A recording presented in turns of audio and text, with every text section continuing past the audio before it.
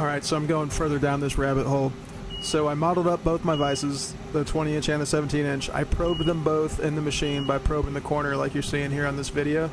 And then I took the numbers that you get out from the work coordinate system and wrote those down on a sticky note, right? And so what I'm going to do now is take those numbers.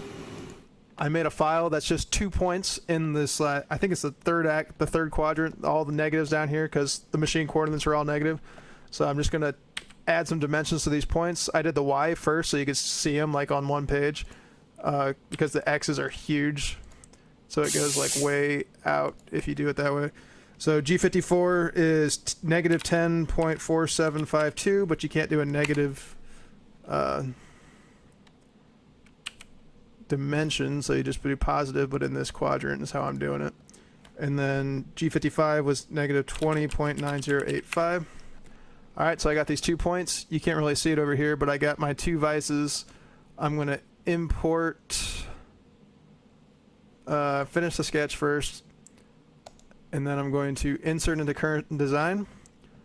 And what I did on these is I had to go in and like model in a theoretical sharp point here as the origin because there's like a chamfer on the model. So you do that, move it to here, point to point. I did that backwards.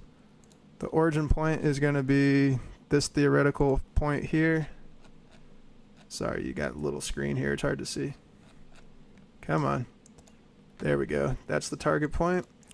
And now I'm going to put in the 17 inch vise. I'm going to click it over here, insert into current design.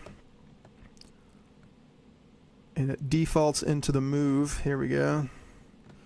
So make sure we got that. I'm going to go point to point. Click my origin, and then click my other point that I modeled, and boom, there they are. And so let's see, this is a sanity check. So from there to there, 4.433 inches, and when we look in the machine, 4.4315. So within a thou and a half measuring with calipers.